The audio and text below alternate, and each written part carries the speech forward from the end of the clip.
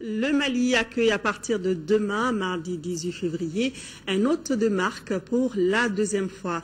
Il s'agit de Sa Majesté le roi Mohamed VI du Maroc. Il effectuera une visite d'État de 112 heures dans notre capitale. Le roi sera accompagné d'une importante délégation composée d'hommes d'affaires et d'opérateurs économiques.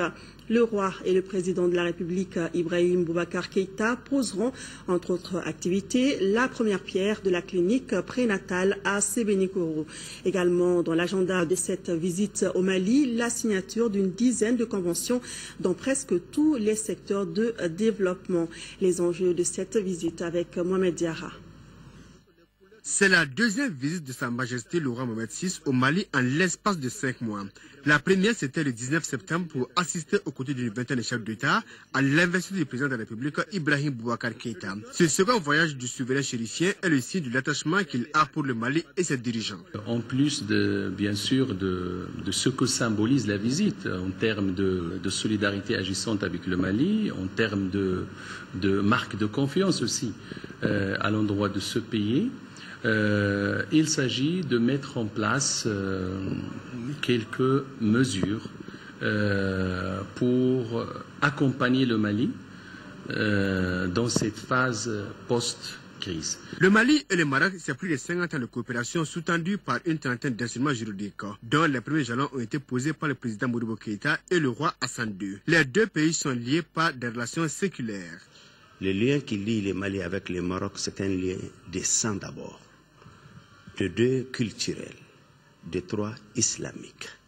Entre le Mali et le Maroc, c'est toute une histoire d'amour, de fraternité, de coopération culturelle, religieuse, sociale, beaucoup de choses. Depuis le temps des caravanes de sel, il y a plusieurs siècles, Tombouctou et Marrakech faisaient un commerce florissant, jusqu'au moment de l'université de Tombouctou, qui était fréquentée par l'ensemble de tous les peuples d'Afrique. Vraiment, aujourd'hui, cette visite royale, pour la deuxième fois, vient nous donner de la joie au cœur.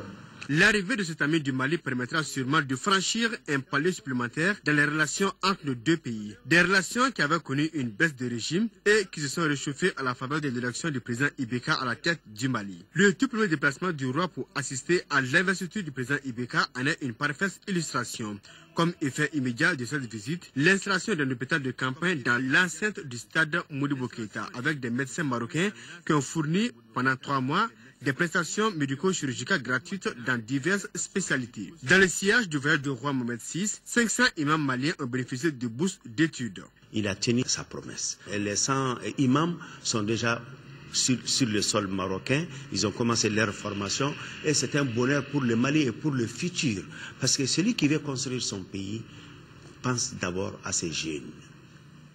Les jeunes qui sont partis et ils vont venir pour nous donner d'autres façons de prêcher.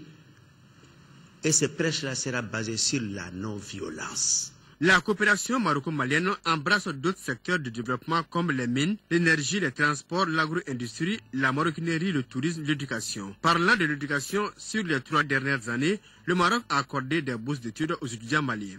Cette coopération se ressent depuis toujours d'ailleurs par la centaine de bourses que Sa Majesté le roi Mohamed VI offre à l'éducation malienne chaque année.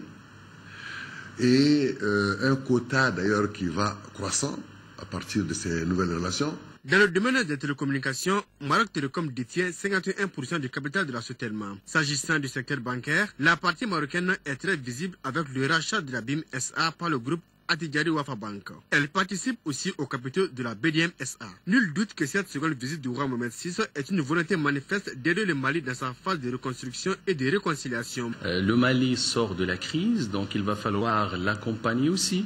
Donc au-delà de la coopération et des échanges entre deux pays, c'est aussi l'accompagnement, c'est aussi la solidarité, c'est aussi la réponse à l'appel du Mali. Nous avons toujours travaillé de telle sorte qu'on puisse répondre à l'appel du Mali et qu'on puisse contribuer, en ce qui nous concerne, donc à cette sortie de crise. Dans l'agenda des activités du roi à Bamako, la signature d'une dizaine de conventions dans plusieurs domaines tels l'hydraulique, la santé, l'agriculture, l'habitat. La pose de la première pierre de la clinique prénatale à Sébenikoro, un hôpital de 3e niveau qui s'occupera de la prise en charge des maladies de la mère et de l'enfant.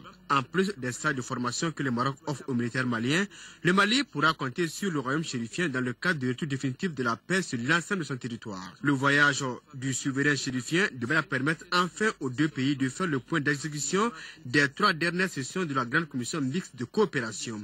Et cela dans l'intérêt des deux pays.